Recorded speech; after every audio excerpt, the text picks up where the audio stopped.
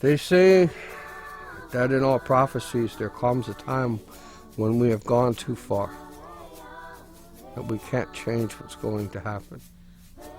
The stories that our grandmothers and our grandfathers shared with us when we were young, the stories that their grandparents shared with them, at the time when this buffalo constellation was rising, and who was born under that.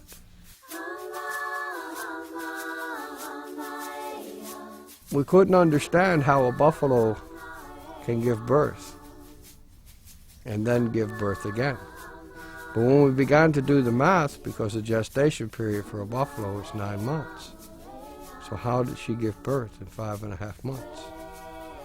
The buffalo, they don't give birth normally in the winter. They give birth in the spring. So there were many curious things that were surrounding that. This is how we began to understand that something was happening beyond what we could see.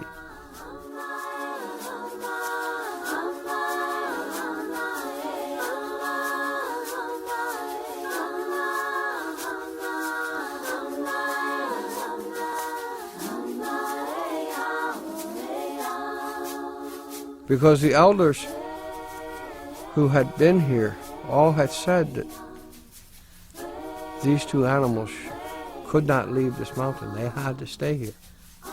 And so the Hardys and the McGurkos at the last moment provided them a sanctuary, provided them a new home, only a few miles from where they were born. And so they remain here the way that they should.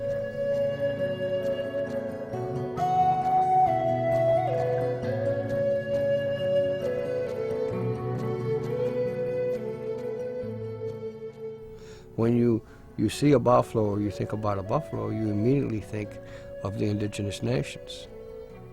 And when you think of the indigenous nations, you always associate us with the buffalo.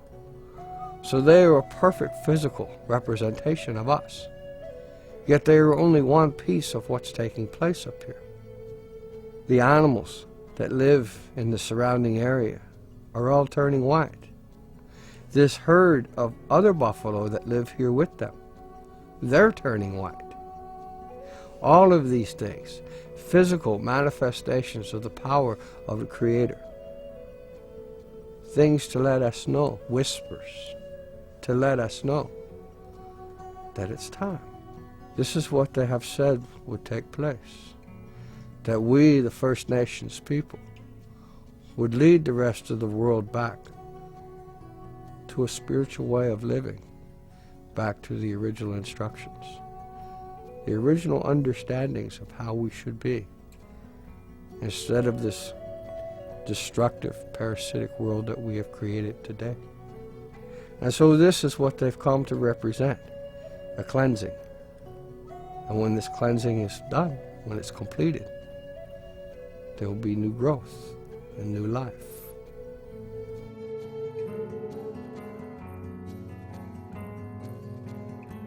It is time to enter into a world of peace, of unity,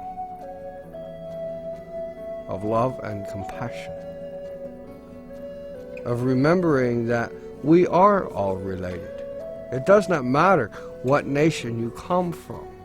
It does not matter the color of your skin. These are separations, things that keep us apart, that we have created.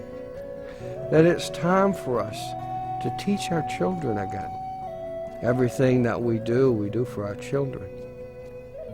And so this too that's taking place is for our children. They've forgotten these things like honor and integrity, strength of character. We're here for each other, for all of our relatives. And not just those that we feel are part of our immediate family. When we say our relatives, we're referring to everybody, everything.